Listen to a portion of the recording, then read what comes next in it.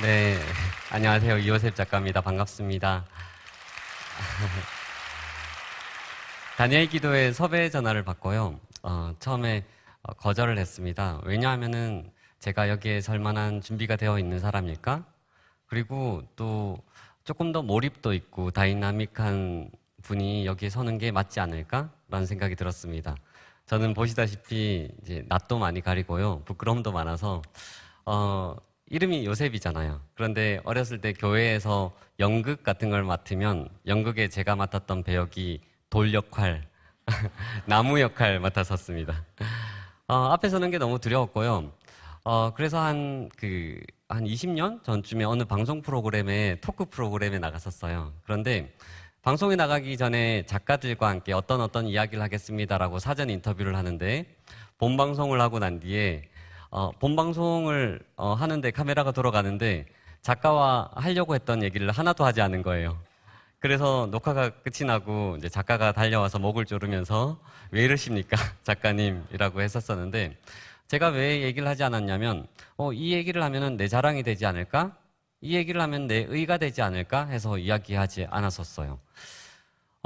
며칠 뒤에 네팔에 촬영을 가는데 촬영하러 가는 그 비행기 안에서 하나님이 저한테 이렇게 말씀하시는 거예요. 너의 자랑이 될까봐, 너의 의가 될까봐 말하지 않은 것들 때문에 내가 너와 보낸 수많은 시간들이 가리워진다라고. 그래서 비행기 안에서 정말 많이 울었던 것 같아요. 정말 많이 울면서 하나님, 내 기질은 앞에 서는 게 너무 두렵습니다. 그렇지만 사람들 앞에 서는 게 너무 두렵지만 내가 서야 할 때, 이야기해야 할 때 내가 이야기할게요. 말할게요. 그런 순종들이 이어져서 또 이 자리에 서게 되는 것 같습니다. 저는 이 자리에 서서 그 대단하고 멋진 어떤 이야기가 아니라 그냥 평범한 이야기들을 할 것 같습니다. 그런데 대단하지 않고 또 평범하지만 대단한 사람이나 평범한 사람이나 누구나 두려움을 가지고 있는 것 같아요. 누구나 두려움을 가지고 있는데 그 두려움 가운데서 어떻게 믿음으로 살아갈 것인가에 대해서 좀 이야기해 보면 어떨까 싶습니다.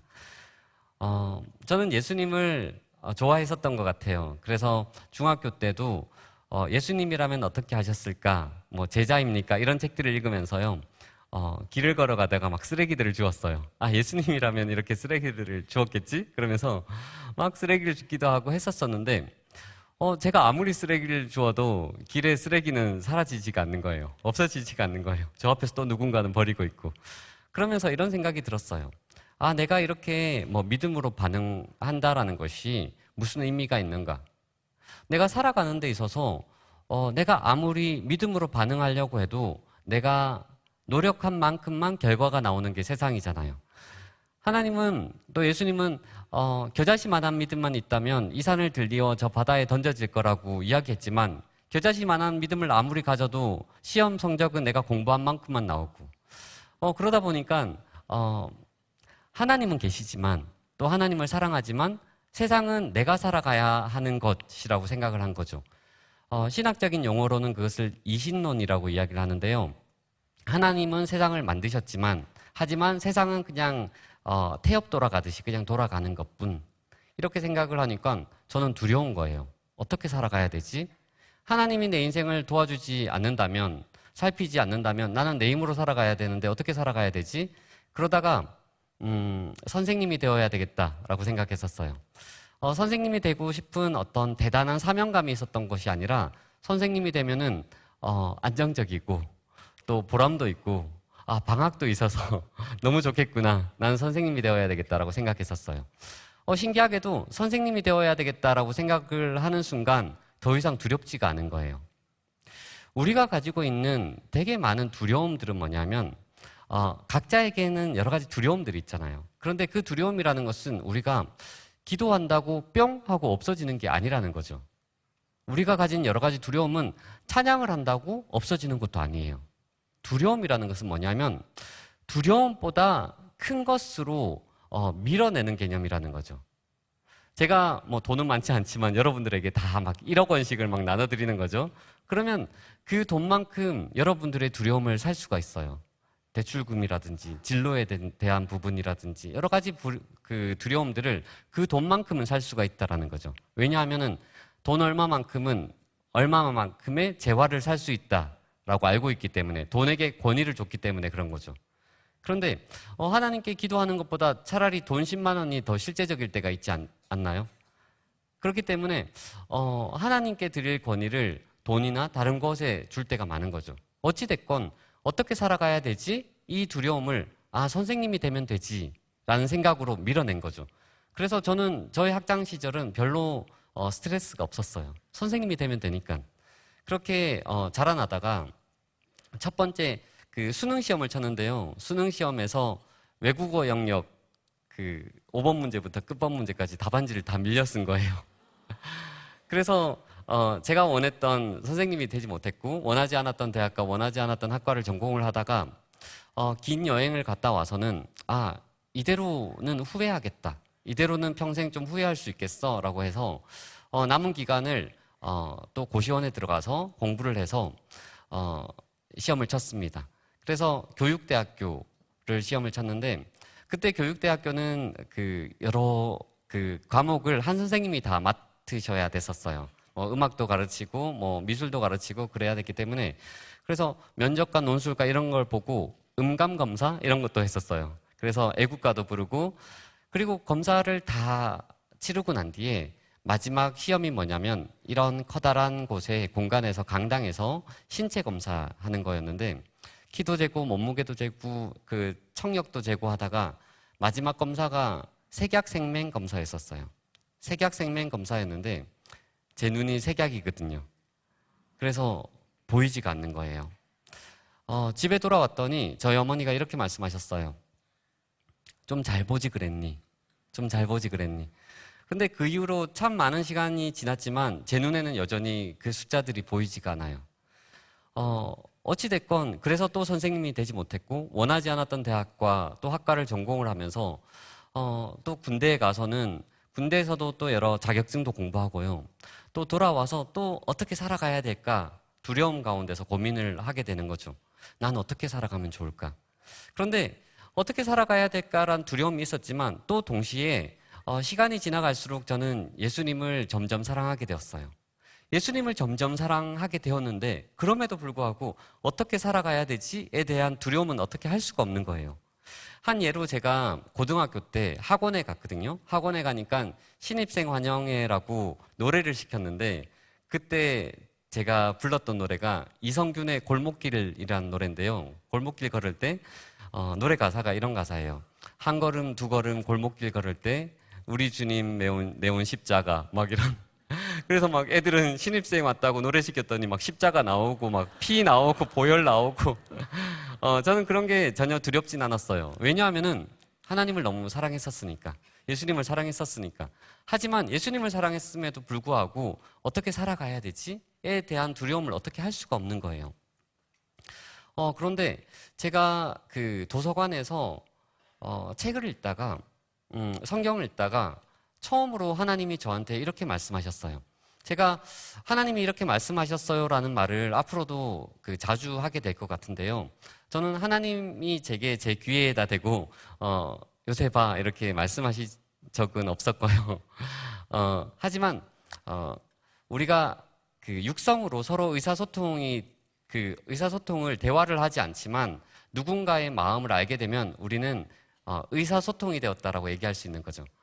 저희 집에 제 아내가 정리를 꽤 잘하는 편이에요. 정리를 깨끗하게 하는 편인데 유일하게 정리되지 않는 곳이 제 방인 거죠. 그 무질서 속에 질서가 있다라고 믿는 그런. 그래서 아내가 이제 제 방문을 열고 이렇게 한숨을 쉬었다라고 하면은 저는 이렇게 얘기할 수 있는 거죠. 오늘 아내가 방 좀 치우라고 말씀하셨어요. 아내는 아무 말도 하지 않았지만 아내의 마음이 저한테 부어지면 우리는 의사소통이 되어진 것처럼 하나님이 내게 음성으로 말씀하시지 않았지만 하나님의 마음이 부어지면 하나님이 내게 말씀하셨다라고 표현할 수 있을 것 같아요. 도서관에서 하나님이 그 이스라엘 백성들에게 하나님이 가나안 땅을 주시겠다고 약속을 하셨었는데 그들이 두려워서 12명의 정탐꾼을 가나안 땅에 보내죠. 그런데 10명의 정탐꾼이 그 땅을 보고 와서는 이렇게 얘기를 해요. 그 땅은 정말 젖과 꿀이 흐르는 땅이 맞습니다. 그런데 하지만 그 땅의 거민은 전투력이 너무너무 셉니다. 그래서 그들에 비하면 우리는 메뚜기 떼 같습니다. 너무 작습니다. 라고 이야기를 하는 거예요. 그런데 나머지 2명의 정탐꾼이 여호수아와 갈렙이 이렇게 얘기를 하는 거예요. 그들이 말한 게 맞습니다. 그들이 본 게 맞습니다. 그런데 하지만 하나님이 기뻐하시면 그들은 우리의 밥입니다. 라고 얘기를 하는 거예요. 똑같은 것을 보고 왔는데 10명의 정탐꾼과 2명의 정탐꾼이 다른 거죠. 물론 우리는 우리의 전력이 어떠하고 지금의 어떤 세계의 정세가 어떠하고 물론 이런 것들을 다 판단하고 분석해야 하지만 그럼에도 불구하고 그 모든 것에 하나님이 이 장면을 하나님이 이 시간을 어떻게 바라보시는가를 생각해야 된다라는 거예요. 성경에서는요 가장 첫 장부터 이렇게 말씀하시는 거죠. 하나님이 하늘을 만드시고 하나님이 이 땅을 만드시고 하나님이 이 나무를 만드시고 우리와 우리 자녀를 만드셨다라고 이야기를 하는 거예요. 우리가 아까 읽었던 그 말씀처럼 우리가 두려웠던 이 모든 열방이 하나님께는 통의 한 방울의 물과 같다라는 거예요. 아, 하나님은 작으신 분이 아니시구나. 하나님은 우리가 생각하는 것처럼 그렇게 고만고만한 그냥 그저 소원 들어주는 그만한 신이 아니시구나 라는 것들을 알 수 있는 거죠.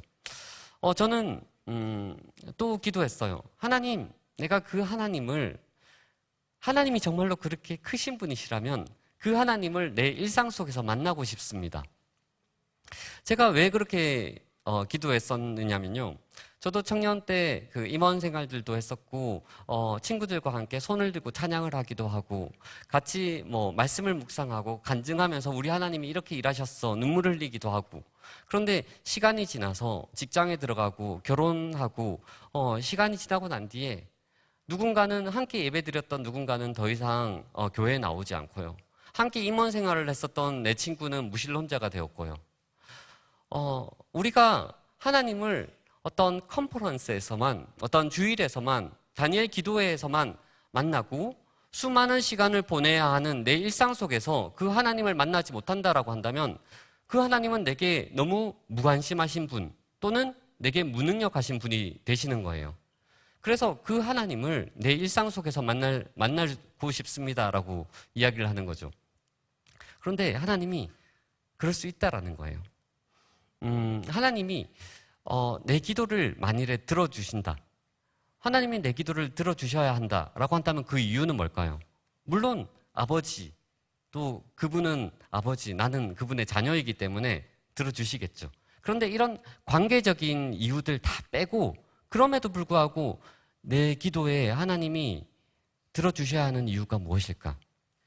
우리가 약속이라고 하면요. 약속은 무언가를 이룬다라는 말을 전제하는 말인 거죠.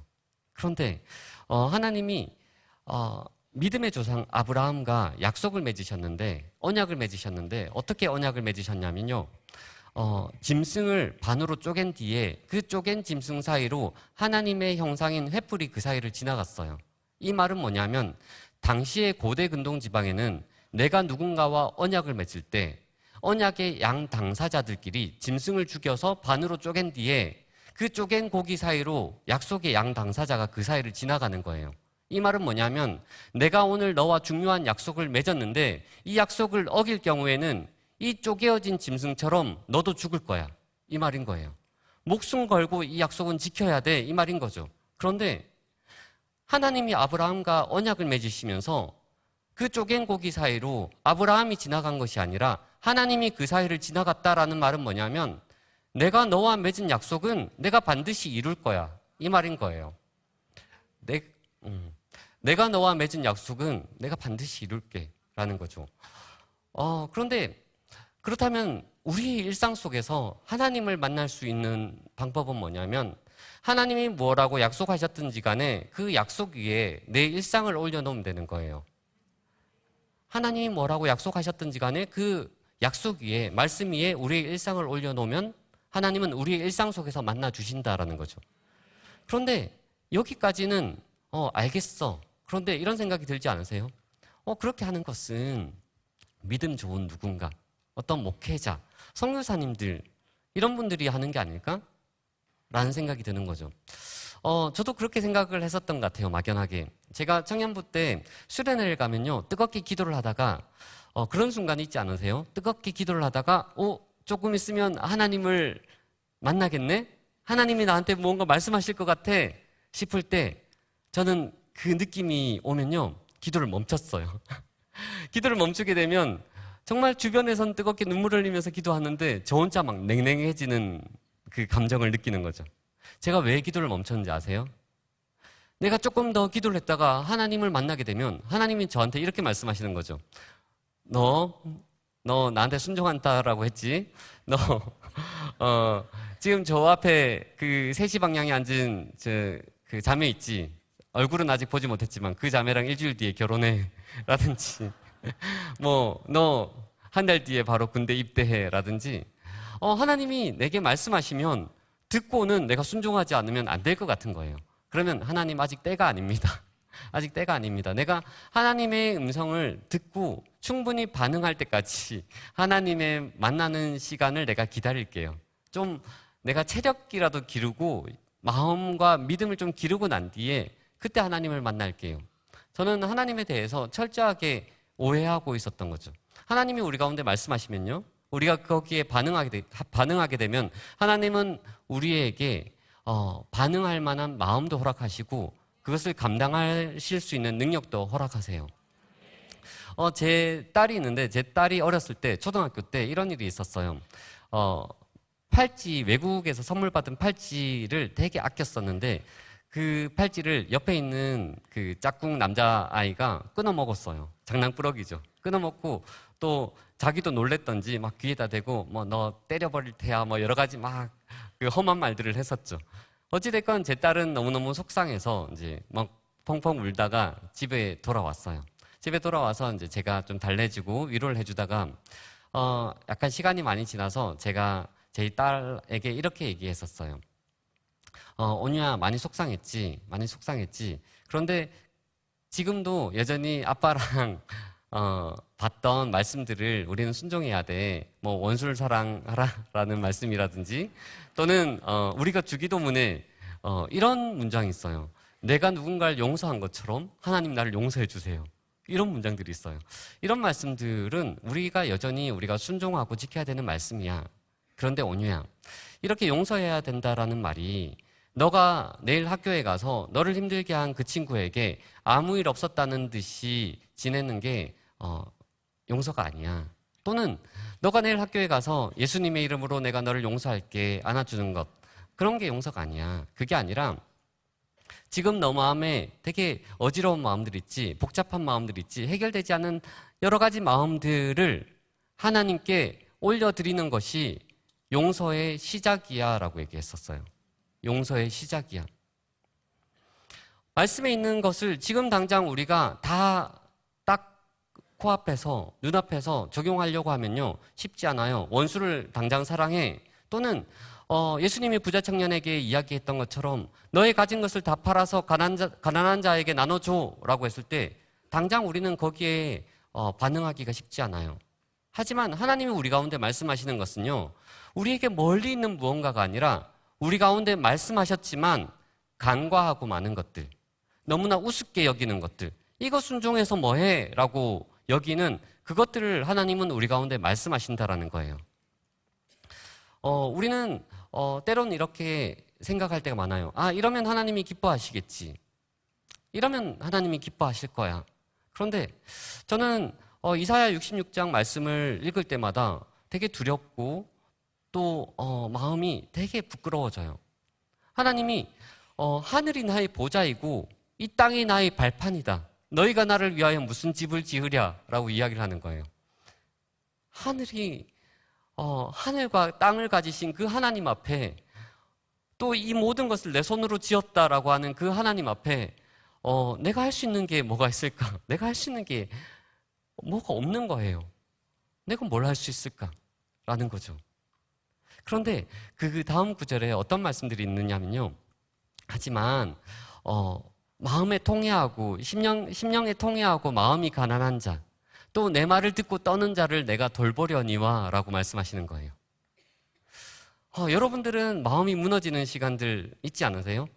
저는 종종 있거든요. 버스를 타고 가다가도 왈칵 눈물이 쏟아지는 시간들도 있어요. 그런데 우리가 손가락 하나 까딱하지 못해서 아무것도 할 수 없을 것 같아요 싶을 때가 있잖아요. 그런데 저는 그럴 때마다 하나님, 내가 하나님께 집 지어 드릴 수는 없지만 하나님, 이 마음은 하나님께 올려 드릴 수 있을 것 같아요. 내가 하나님께 집은 지어 드릴 수 없지만 하나님이 그렇게 말씀하셨잖아요. 지금 내 마음이 가난해요. 심령에 통해해요. 이 마음을 하나님께 올려 드릴게요. 하나님의 말씀 위에 우리의 일상을 올려놓는 것은 너무 멀리 있는 무언가가 아니라 우리의 수많은 일상 속에서 만나는 장면들인 거죠. 그렇게 그 시간 속에서 우리의 마음들을, 우리의 발걸음들을, 우리의 일상들을 올려놓을 때 하나님은 끊임없이 우리를 만나주신다라는 겁니다. 저는 사진작가가 되었습니다. 갑자기 사진작가가 되어서 너무 빠르게 됐는데 네. 제한된 시간 속에서 사진작가가 되었습니다. 네. 네. 눈에 핸디캡이 있어서 선생님이 되지 못했었는데 그 핸디캡을 가진 눈으로 사진작가가 되었다라는 게 참 역설적인 것 같아요. 저는 예수님을 점점 더 사랑하게 되었고 예수님이 이렇게 말씀하시는 거예요. 가장 작은 자에게 한 것이 곧 나에게 한 것이다. 정말로 예수님을 만나고도 싶은데 예수님이 이렇게 말씀하신 거죠. 하나님의 나라의 어떤 계산법과 우리는 좀 다른 것 같아요. 실제로 살인을 해야 살인한 자인데 형제를 미워하는 자들마다 살인한 자다 이렇게 말씀하시는 것처럼 마찬가지로 가장 작은 누군가에게 한 것이 곧 나한테 한 것과 똑같이 가치 매김을 할 거야. 그래서 저는 그렇게 거리에서 풍경에서 예수님을 만나려고 애썼었어요. 그래서 집 앞에 있는 노숙인들하고 같이 빵을 나누고 음료를 나누고 인생을 이야기하기도 하고요. 또 길을 걸어가다가 신림역에서 만난 한 할머니는요, 너무 허리가 기역자로 굽었는데 너무 추운 날씨였었어요. 그래서 제가 따뜻한 음료를 가져다 드리면서 할머니 많이 추우시죠? 할머니 누구랑 사세요?라고 했는데 할머니가 저는 하나님과 살아요라고 얘기를 하는 거예요. 사람들은 거들떠 보지도 않는 사람들은 대단한 것 같지 않아 보이는 그 한 사람 한 사람 속에 이런 말들이 너무나 나를 놀랍게 하는 거예요. 그래서 어떤 때는 시각장애인 목사님 인들이 다니는 교회에 다니기도 하고 거기서 또 여름에는 홍천에 수련회를 가기도 하고 되게 많은 여러 시간들을 보냈었어요. 그 중에 이제 기억에 나는 게 이제 두한이라고 있었어요. 두한이는 되게 오랫동안 13년 동안 노숙을 하고요. 또 국어를 하기도 하고 했었던 두한이인데 두한이는 저를 되게 많이 따랐었어요. 항상 손을 잡고 다니기도 하고 했었었는데 이 아이는 여기 가까이에 잠실역에서 항상 잠을 잤었거든요. 그래서 여름에는 너가 제일 시원한 데서 잔다라고 이야기하기도 했었었는데 근데 사실 겨울은 그렇지 않잖아요. 겨울은 너무 춥고 그렇기 때문에 겨울이라도 보낼 곳이 없을까. 저희 집에서도 이제 몇 번 재워보기도 했지만 이 아이가 그 잘만한 공간들이 있어야 되겠다라고 해서 좀 찾았었는데 가는 곳마다 문전박대를 당했었어요. 그래서 막 보도블럭에 앉아서 울기도 하고요. 막 두한이는 저한테 형 미안해 그러면 야 너가 미안할 게 뭐가 있냐 뭐 이런 얘기들을 하면서 하다가 서울대 입구역 앞에 한 고시원에서 두한이를 받아줬어요. 그래서 두한이가 거기서 그 겨울을 보낸 뒤에 참 신기하죠. 그 이후로 노숙을 그만두게 되었어요. 그래서 지금까지도 잘 살고 있어요. 지금도 너무 잘 살고 있는데 아마 이 영상도 보게 될 것 같은데 그런데 어찌됐건 이런 여러 에피소드가 있었는데 그 이후로 한참의 시간이 지났어요. 정말 한참의 시간이 지나고 또 그때 일들은 다 잊고 지냈었는데 어느 날 하나님이 그때 일을 생각나게 하시는 거예요.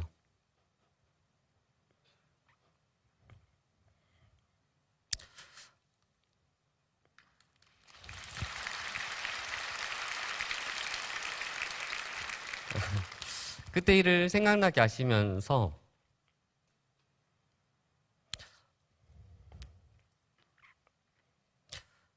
요셉아 참 고맙다라고 하셨어요.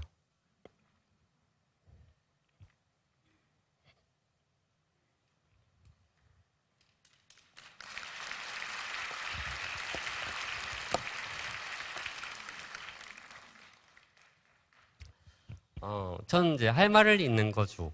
왜냐하면은 내가 주목하는 것들, 내가 하나님 앞에 대단하다라고 생각을 했었던 수많은 장면들이 있겠죠. 그런데 하나님은 그것들을 말씀하시는 것이 아니라 나는 대단하다라고 생각하지도 않고 잊었던 한 장면을 생각나게 하시면서 말씀하시는 거예요. 수많은 우리의 일상 속에서 하나님은 우리 가운데 그렇게 말씀하신다라는 거죠.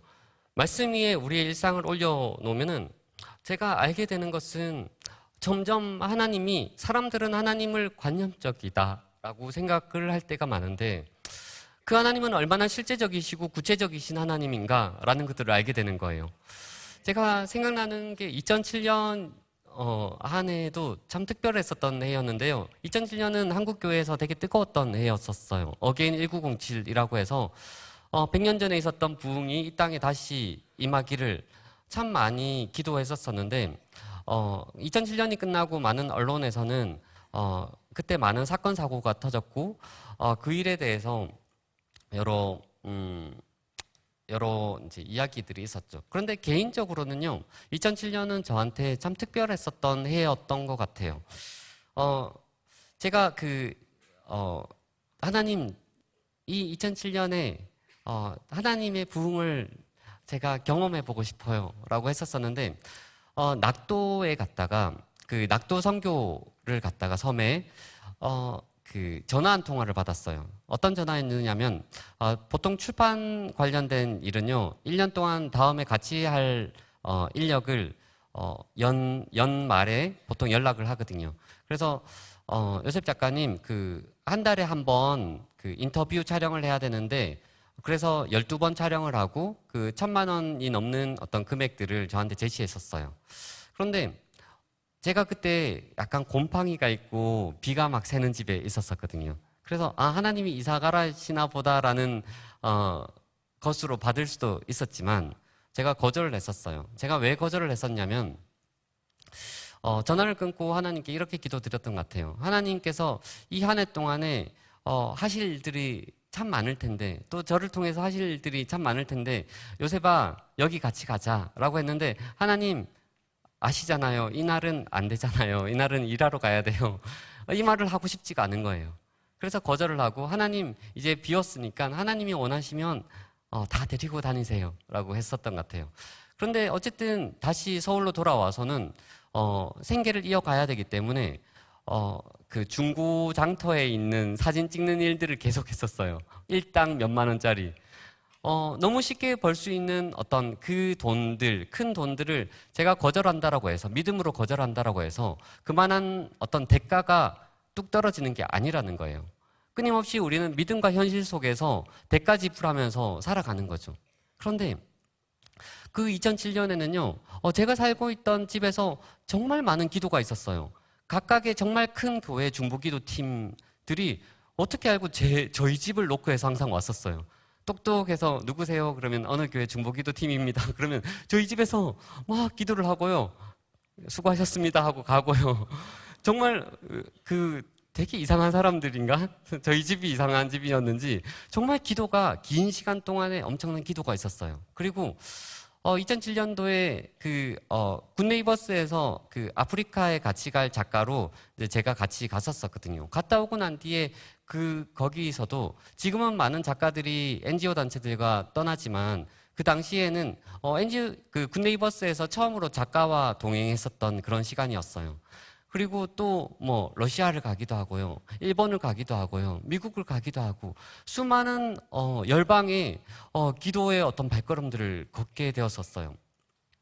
제가 이것들을 거절하지 않았으면 절대로 하지 못했을 수많은 어떤 흔적들을 경험하게 되었어요. 외국에 있을 때 자는데 또 어떤 마음에 하나님이 이런 마음을 주시는 거예요. 요셉아, 내가 너한테 뭘 해줄까? 라는 거죠. 솔로몬에게 물었던 것처럼 요셉아, 내가 너한테 뭘 해줄까? 근데 그때 이렇게 답했었어요. 내가 주님을 보고 싶습니다. 그런데 그게 정말 제 소원이었어요. 정말 내가 주님을 보고 싶습니다. 근데 그렇게 2007년은 정말 잊을 수 없는 뜨거웠던 한 해였던 것 같아요. 근데 그때 아까 제가 그 비가 새고 그 곰팡이가 가득한 그 집에서도 제가 정말 기뻐하면서 감사하면서 보냈었거든요. 그 집을 보러 갔었었는데 제가 더 꼼꼼하게 보지 못한 탓도 있겠지만 이삿짐을 다 가지고 왔는데 벽이 곰팡이로 다 물든 거예요. 그래서 이사한 첫날에도 짐을 못 옮기고 짐을 한 곳에 다 그냥 그 세워놓고 그 곰팡이 가득한 검은색 그 벽지를 그냥 계속 뜯었던 것 같아요. 며칠 동안. 그러다가 또 며칠 뒤에는 어느 정도 시간이 지난 뒤에는 그 곰팡이가 너무너무 가득해서 이제 벽지를 다 갈았었는데 장마 때가 돼서 또 집이 지하라서 침수가 되었어요. 침수가 되어서 그 제가 다니던 청년부에서 이 수해 복구도 해줬었어요. 제가 여기 오기 전에 사진이 있을까 했는데 사진이 있더라고요. 수해 복구하는 사진들이. 그래서 그 여름에 이렇게 장판 다 걷어내고 시멘트 바닥에서 보일러 켜놓고 잠을 자기도 하고 그렇게 또 몇 개월이 지나서 다시 그 한쪽 벽이 까맣게 물들기 시작했었어요. 곰팡이 때문에. 그래서 제가 그걸 보면서 뭐 제 방이었는데요. 네, 어찌됐건. 근데 저는 이 집에서 정말 감사하면서 보냈었어요. 왜냐하면 내 눈에 보이는 것은 이렇게 곰팡이가 가득한 집이지만 이 곰팡이가 가득한 집과 하나님이 나를 사랑하는 것은 또 별개의 문제거든요. 그래서 또 한쪽 벽이 이렇게 물드는 것을 보면서 제가 이렇게 얘기했던 것 같아요.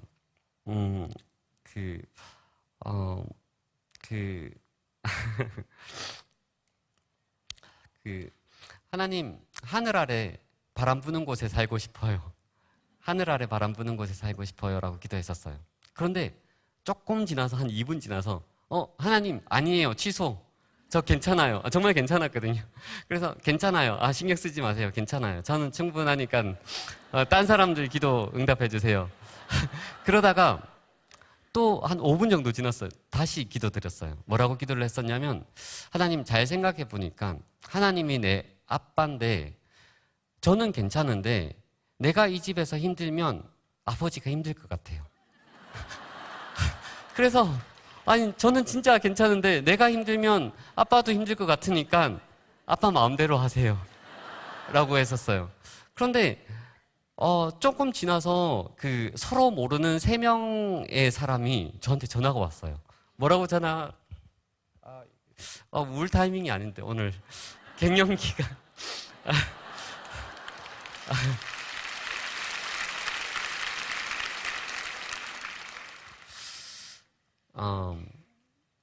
그 3명의 서로 모르는 사람들이 이렇게 전화 왔었어요. 혹시 누군가가 선물을 준비해서 줬는데, 저 이거 괜찮아요. 필요 없어요. 다른 사람 주세요라고 하면은, 선물 준 사람은 그 마음이 어떻겠냐라는 거예요. 그러면서 선물을 주면은, 고맙습니다 받으면 그 선물 준 사람이 같이 기뻐한다라는 거죠. 그래서 서로 모르는 사람들이 막 짠 듯이, 그 3명이 전화가 왔었어요. 그리고 또 전화가 하나가 왔는데, 사실은 요 부분부터는 제가 책에도 사실은 이런 내용들은 쓰지 않았어요. 왜냐하면, 오해받는 게 싫어서 어떻게 해석될까 싶어서. 그런데 어찌됐건 이야기하고 매장되는 걸로. 네.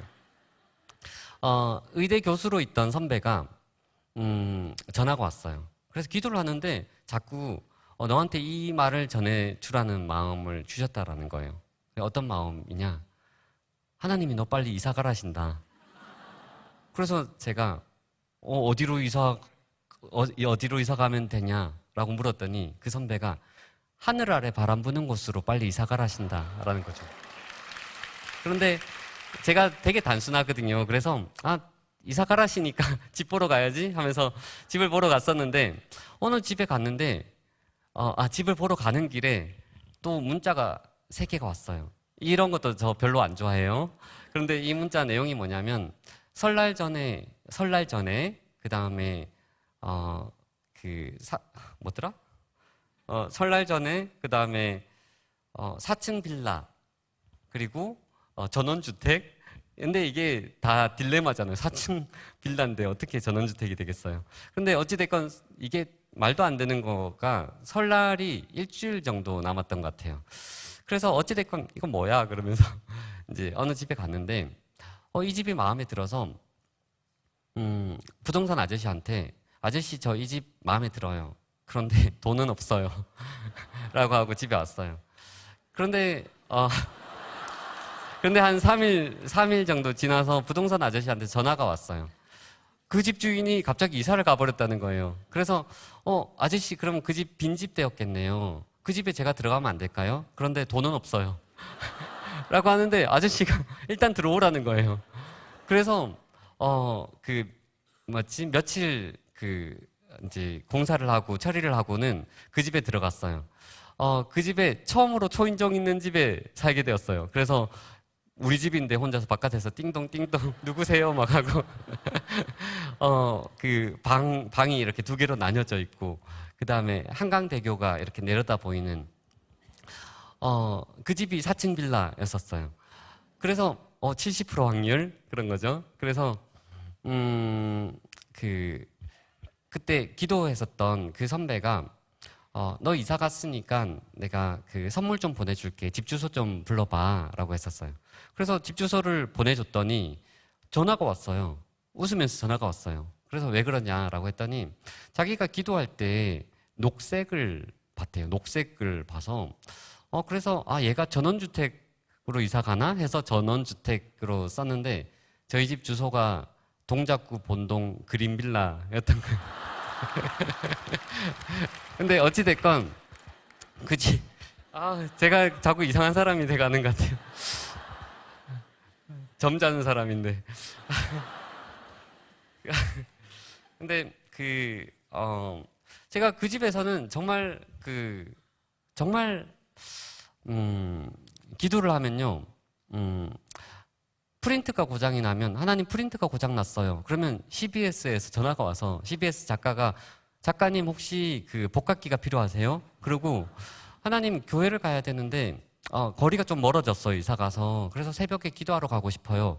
그런데 친구가 갑자기 전화가 와서요. 내가 갑자기 오토바이를 맡겨야 되는데 너가 이 오토바이를 좀 써줄 수 있겠니? 그래서 그 오토바이를 받았는데 조금 더 디테일이 있어요. 그 오토바이가 정말 친환경 일본 오토바이인데 최고 시속이 40km밖에 안 나오는 거예요. 그래서 하나님 40km는 너무 느린 것 같아요. 그런데 그 친구가 다시 전화가 와서 미안해 요셉아 그 오토바이는 내가 써야 될 것 같고 대신 이 오토바이를 써 그러면서 야마하 오토바이를 줬어요. 그러면서 어떤 제 노트북이랑 카메라랑 제가 필요했었던 뭐 침대랑 전자레인지랑 뭐 이런 것들을 다 그렇게 바뀌었었어요. 그런데 제가 한 번도 놀라지 않았었어요. 왜 놀라지 않았냐면 놀라지 않았던 것 같아요. 그냥 실제적이시고 구체적이신 그분이 내 아빠라는 생각 때문에 놀라지 않았어요. 그런데 제가 이런 얘기들을 조심하는 이유 중에 하나는 이런 생각이 들지 않으세요? 나한테도 여러 기도 제목이 있잖아요. 여러분들에게 여러 기도 제목이 있잖아요. 내가 여기 이렇게 앉아 있는데 하나님 뭡니까? 내 오랜 내 기도 제목은 어떻게 되었나요? 저 사람은 응답해 주셨잖아요. 이렇게 이루어 주셨잖아요. 저 사람은 사랑하고 난 사랑하지 않는가요? 라고 물으면 저는 어떻게 대답할까요? 저는 비 내리는데 곰팡이가 가득한 집에서 그때도 기뻐하고 감사했더니 하나님께서 이렇게 응답해 주셨어요. 라고 이야기할 수 있을까요? 저는 그렇게 얘기 못할 것 같아요. 저는 이렇게 동도끼로 아무것도 아닌 도끼로 부지런히 도끼로 하다가 우물에 빠뜨렸더니 금도끼를 받았어요. 저는 이렇게 얘기하지 못할 것 같아요. 이것은 또 하나의 하나님을 자동 판매기처럼 밴딩머신으로 만들어버리는 거죠. 찬양이나 어떤 기도나 이런 동전 몇 개를 넣었더니 내가 원하는 무언가를 딱 꺼내야 하는 그런 하나님은 아닌 거죠. 왜냐하면 하나님이 우리의 주인이시니까. 하나님이 우리의 주님이시니까. 그래서 하나님이 내게 그때 왜 그렇게 하셨나요에 대한 답은 저는 알지 못해요. 하지만 그 뒤의 이야기, 하나님이 저 사람은 사랑하시고 나는 사랑하지 않는지, 거기에 대한 답은 이야기할 수 있는 거죠. 왜냐하면 제가 비 내리는 집에, 비가 새는 집에, 곰팡이 가득한 집에서도 내가 정말로 기뻐하고 감사할 수 있었던 이유는 뭐냐면, 우리가 아직 연약할 때, 우리가 아직 죄인 되었을 때, 원수 되었을 때 하나밖에 없는 아들을 내어주심으로 자기의 사랑을 확증하셨다라고, 이게 내 사랑이야 라고 확증하셨다라는 거예요. 그런데 우리는 고맙긴 고마운데, 그게 그냥 고마운데 이쪽 호주머니에 넣고 나머지 호주머니를 보여주면서, 하나님 아직 저는 아쉬워요, 저는 부족해요, 하나님이 나를 요만큼 사랑하시는 건 알겠는데 요걸로는 부족해요 라는 거죠. 우리의 입장에서는 그게 당연한 이야기 맞아요. 그런데 입장을 바꿔서 하나님의 마음이 되어보면요, 하나님은 자신의 모든 것을 내어주면서 이게 내 사랑이야 라고 했는데, 아니 그거 아직 부족해요, 난 잘 모르겠어요 라고 하면은 하나님은 더 이상 무엇을 보여줘야 될까 싶은 거죠. 저는 아까 두려움은 두려움보다 큰 것으로 밀려난다라고 했잖아요. 하나님은 이렇게 실제적이신 분이시구나, 하나님은 내 아빠구나라는 생각들 때문에 두려움들이 점점 밀려났었어요. 그런데 그럼에도 불구하고 해결되지 않는 두려움이 있었어요. 그게 뭐냐면 결혼하는 거였어요. 왜냐하면 제가 중국의 한 지하에서 이렇게 기도드렸던 것 같아요. 하나님, 저 이렇게 살아가는 게 두렵지 않습니다. 왜냐하면 하나님이 내 아빠 되시기 때문에 이렇게 살아가는 게 전혀 두렵지 않습니다. 그런데 하지만 저는 결혼은 못할 것 같아요. 결혼은 너무 두려워요. 왜냐하면 결혼하게 되면 나는 누군가를 책임져야 되는데, 내가 이렇게 살아가면서 누군가를 책임질 수 있을까요? 만일에 사랑하는 아내는 사랑해서 결혼해서 그 아내는 나를 이해해 줄지 모르겠지만, 그렇게 사랑해서 낳은 내 자녀들은 배고파하고 힘들어하고 하면은 나는 자책할 것 같아요. 하나님, 나 때문에 이 아이들이 아프면 난 어떡해요? 그래서 나는 결혼하지 못할 것 같아요 라고 했었어요. 그런데 1년 정도가 지나서 하나님께서 내가 드렸던 그 기도를 생각나게 하시는 거예요. 너가 이렇게 살아가는 게 두렵지 않다라고 했지, 내가 너의 아빠 되기 때문에 이렇게 살아가는 게 두렵지 않다라고 했지, 그렇다면 너가 결혼하고 나면 나는 너 개인의 아버지에서 너의 가정의 아버지가 된단다 라고 말씀하시는 거예요. 하나님은 한 개인, 나만 돌보고 우리의 자녀들, 우리가 돌봐야 될 그 가족들을 책임지지 않고 그러신 분이 아니라, 하나님은 너를 돌본 것처럼 너의 가정을 돌볼 거야. 그래서 저는 결혼했고요. 그래서 지금 한 16년 정도 지났습니다.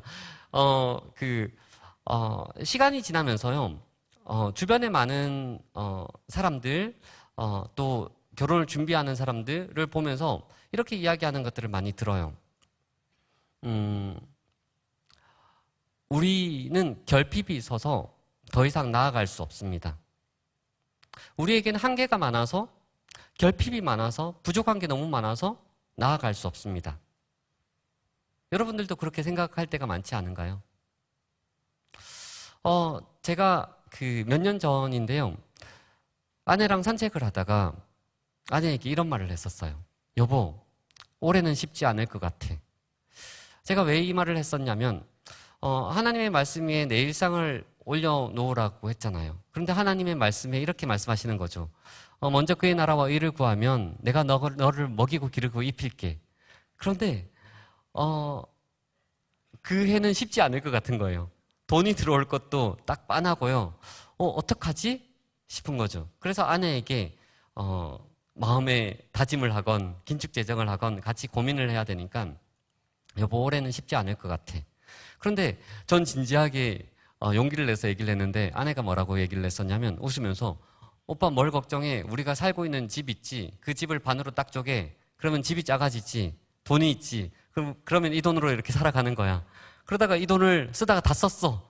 그럼 아직 집이 있네? 집을 또 쪼개, 그럼 또 집이 작아지지, 돈이 있잖아. 또 이 돈으로 막 살아가다가 또 돈을 다 쓰면 또 막 쪼개다가 없으면 우리 양가에 부모님 계시지. 그래서 부모님께 좀 기대어서 살다가 부모님이 이제 너희 나가서 살아라 그러면 그때 고민하면 되는 거야 라고 얘기를 하는 거예요. 그래서 제가 그 얘기를 듣고 그런 방법이 있었구나. 집이 있었는데 집을 쪼개면 돈이 생기고 집이 작아지고 그렇게 생각하지 않았고요. 그 얘기를 듣고 어떤 생각이 들었냐면 이 친구랑 같이라면 나는 걷던 길을 걸어갈 수 있겠구나. 이렇게 말하면 이 친구랑 함께라면 나는 걸어가던 길을 또 걸어갈 수 있겠구나.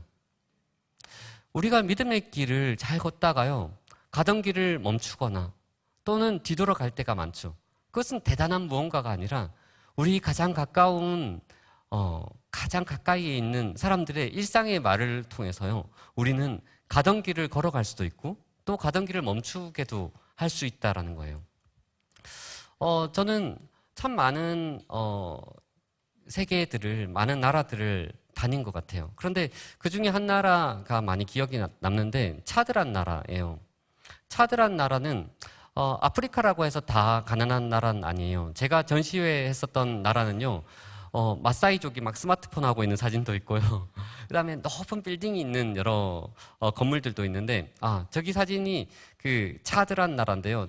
차드는 참 많이 가난했었던 나라였었어요. 그래서 사진은 되게 서정적이지만 저기 강물을 아이들이 마시고 또 그 여러 가지 배수 시설이 잘 되어 있지 않은 그 우물물이나 이런 것들을 마셔서 수인성 질병 때문에 되게 많은 사람들이 아파하고 힘들어하고 실제로 그 제가 촬영했었던 한 아이는요, 그 유누스 이삭이라는 아이인데 정말 죽어가던 아이였었어요. 제가 차마 사진은 가져오지 못하고 제가 그린 그림인데요. 이 그림보다 더 참혹하게 아이가 힘들어 했었어요. 그래서 제가 의료진들에게 제가 계속해서 의료 지원을 할 테니까 이 아이를 어떻게든 살려주세요라고 했는데 결국 이 아이는 죽게 되었어요. 한국으로 돌아오는 비행기 안에서 하나님께 이렇게 기도드렸어요. 하나님, 우물 하나만 만들어주고 싶어요. 우물 하나 만드는데 얼마 들지 모르겠지만 사람을 살리는데 돈을 사용해서 살릴 수 있다면 그 돈이 얼마이건 차라리 싼 편입니다. 우물 하나를 만들면 그 마을과 그 인근의 수많은 사람들이 살아날 텐데 내가 그러고 싶어요. 그리고 한국에 와서 여러 가지 제가 돈을 모으고 일을 해서 우물 하나 만들 만한 돈을 모았어요. 그 당시에 한 400에서 450만 원 정도 비용이었는데 우물 하나 만들 만한 비용이 만들어졌을 때 어떤 큰 일이 하나가 터졌었어요. 아내가 출산하기 전까지 다녔던 그 회사가 건설 회사였는데 건설 회사는 관례상 미분양된 집, 그러니까 팔리지 않았던 집을 직원들한테 계약을 맺게 해서 대출금으로 회사 자금으로 사용하는데 회사에서 전화가 온 거예요. 내일 그 회사가 부도가 난다라는 거죠. 회사가 부도가 나면 그 빚을 우리가 다 짊어지게 되는 거예요. 그래서 어떤 사람은 2억 원, 어떤 사람은 4억 원. 그래서 그 문제를 해결하기 위해서 문제의 진원지였던 어떤 막 포항에 내려갔었어요. 지방에 내려갔었었는데 드라마에서나 볼 법한 장면들을 막 만나는 거죠. 막 잿더리 날아다니고 막 이곳저곳에서 막 식빵 막 빵 구워대고 있고 막 이게 뭐지 뭐. 저는 이런 모든 문제를 막 주민센터에서 해결하는 줄 알았어요. 그래서 너무 이제 어렸던 거죠. 그래서 이 얘기는 참 길지만 우리 3박 4일이 아니니까 우리의 주어진 시간이. 그래서 그날 뉴스에 그 1차 부도가 났다라고 뉴스가 떴고요. 다음 날이 되어서 갓난아이 안고 거기 내려갔었었는데 우리가 뭐 어떻게 되든 간에 포항에 또 언제 오겠냐 이러면서 막 바닷가 막 산책도 막 하고 그러다가 전화 한 통화를 받았어요. 그 전화가 어떤 전화였냐면 오늘까지 400만 원, 450만 원 정도의 비용이 있으면 그 억대의 그 빚을 지지 않아도 된다라는 거예요. 그런데 문제는 저한테 이제 그 돈이 없는 거죠. 그래서 아는 사람들한테 이렇게 전화를 했다가 친구들한테 전화를 했다가 제가 또 돈 빌려달라는 소리를 못 하잖아요. 그래서 잘 지냈어? 뭐 이러고 우리 언제 밥 먹자? 이러고 끊고 이렇게 부모님께 전화했다가 부모님 우시고. 그래서 아니야, 장난 전화였어, 쏘갔지 뭐 이러고 전화 끊고. 그런데 저 계좌에 딱 그만큼의 돈이 있는 거예요. 이 돈을 지금 당장 쓰고 그래서 해결을 하고 서울에 올라와서 그 돈은 다시 모으면 되는 거예요. 그렇게 하겠습니다.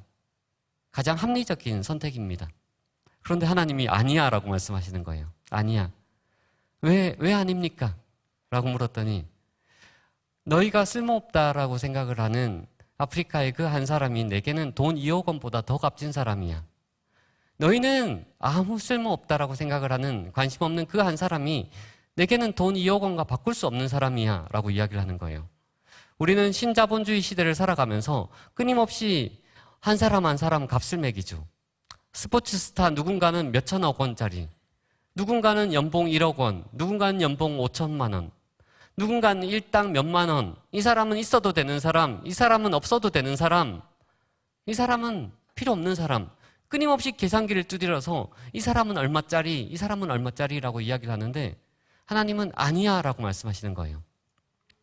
그래서 네, 알겠습니다 라고 이야기를 했는데 아까 초반에 제가 말씀드렸던 것처럼 저는 두려움이 되게 많은 사람이었어요. 두려움이 되게 많은 사람이었던데 그런 선택들 속에서 두렵지가 않은 거예요. 내가 왜 두렵지 않지? 내가 왜 두렵지 않지? 라고 들여다봤더니 우리의 목표가요. 우리의 인생의 목표가 자아 성취가 되면 이런 선택들은 우리 인생의 실패인 거예요. 그런데 우리의 목적이 자아 성취가 아니라 예수님과 이어져 있으면요. 이것은 순종은 하나의 과정인 거예요. 순종은 하나의 과정인 거죠. 내가 두렵지 않았던 또 하나의 이유는 뭐냐면 사람들은 그것이 인생을 성공하는데 걸림돌이야라고 이야기할지 모르겠지만 인생의 성공을 어떻게 정의해야 될지 모르겠지만 그 성공을 하나 정의할 수 있다면요. 우리가 지금 우리 안에 계신 예수님이 나중에 우리는 면대면으로 만나겠죠. 근데 예수님이 우리 앞에 섰을 때 예수님이 이렇게 말씀하시는 거예요. 이렇게 안으시면서 내가 다 알아. 내가 다 알아. 내가 너의 시간을 다 알아. 잘했어. 그러면은 그것은 우리 인생의 성공인 거예요. 저는 우물 하나만 만들고 싶습니다라고 하나님께 기도 드렸었잖아요. 그런데 작년까지 우물이 50개가 만들어졌어요. 그리고 예, 올해도 니제르에 진행하고 있고요. 수많은 사람들, 수영자 자녀들을 돕고 있는 세움과 수많은 NGO들과 같이 하고요. 이런 시간들을 통해서 여러 상들을 수상하고요. 한국 나눔 봉사 대상에서 기업 외에 이제 개인으로는 저 혼자 금상을 탔었거든요. 그리고 국민 추천 포상 되게 많은 상들을 타고 또 책을 쓰기도 하고 그 책으로 또 수상을 하기도 하고 그러면은 이런 생각이 들지 않으세요? 저 사람은 좋겠다. 사진도 찍고 글도 쓰고 책도 내고 강의도 하고 되게 여러 가지 재능을 가지고 있네. 그런데 저는 제 자신을 잘 알고 있어요. 제가 어떤 사람인지 어떤 시간을 보냈는지. 제가 대학교 때 학교까지 오가는 길에 그 고시원에서 생활을 했었었는데요. 고시원에서 학교까지 오가는 길에 정말 작은 교회가 있었어요. 정말 작은 교회가 하나 있었는데 장의자 3개를 놓으면 꽉 차는 교회. 근데 그 교회에서 매일 오갈 때마다 기도했었어요. 한 1시간 정도를 기도를 했었는데 제가 뭐라고 기도를 했었냐면요. 하나님, 이런 날을 사용할 수 있겠습니까? 이런 날을 사용할 수 있다면 사용해 보세요 라고 기도했었어요. 그런데 이 기도는요, 하나님, 제가 여기 있으니 저를 사용해 주세요 라는 기도가 아니에요. 그런 기도가 아니라 하나님, 내가 나를 봤더니 나는 쓸데가 없어요. 하나님, 내가 나를 봤더니 난 할 수 있는 게 하나도 없어요. 내가 뭘 할 수 있겠어요? 난 할 수 있는 게 정말 하나도 없어요. 그런데 하나님이라면 이런 나를 사용할 수 있겠습니까? 하나님이라면 이런 나를 사용할 수 있다면 한번 사용해 보세요. 이것은 푸념이고 원망이고 한탄이에요. 하나님도 나를 사용할 수 없다. 하나님도 나를 사용할 수 없겠다라는 기도인 거예요. 그런데 하나님은 이런 기도조차도 들으신다라는 거예요.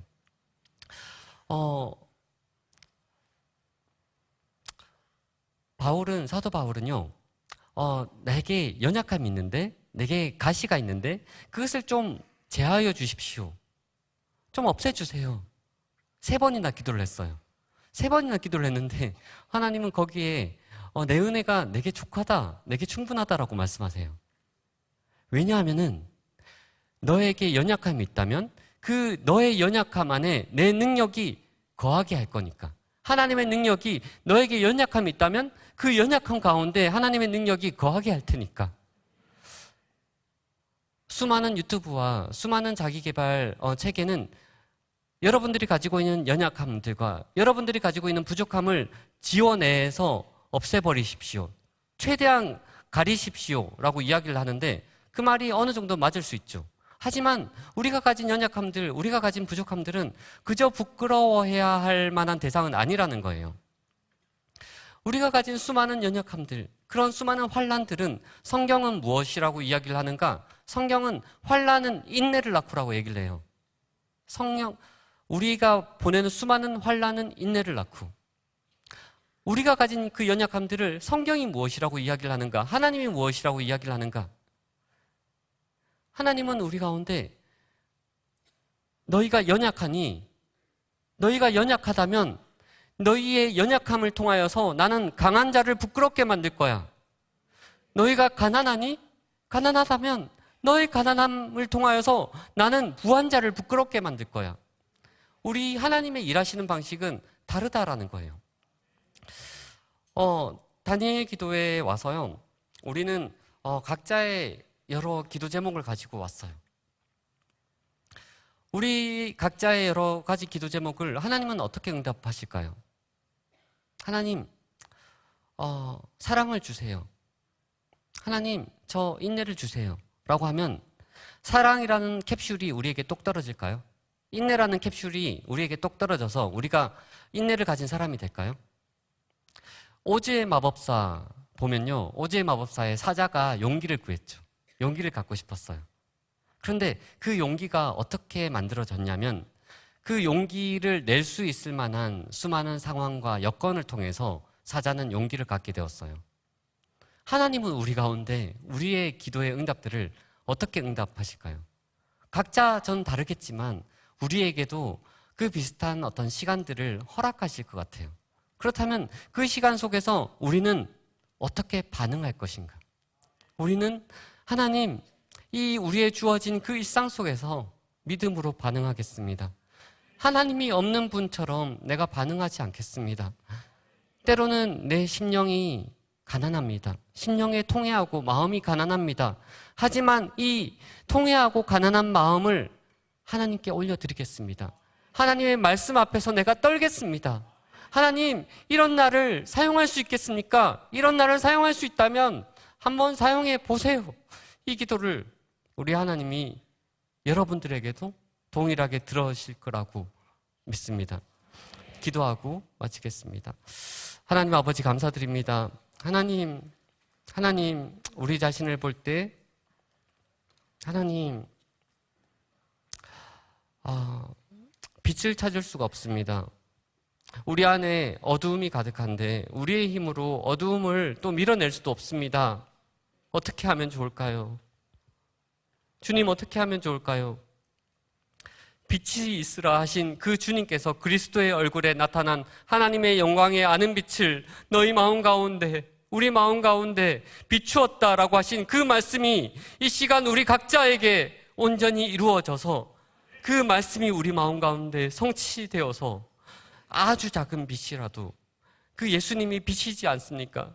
아주 작은 빛이라도 그 빛으로 말미암아 어둠이 떠나가게 하여 주시옵소서. 감사드립니다. 예수님의 이름으로 기도드립니다. 아멘.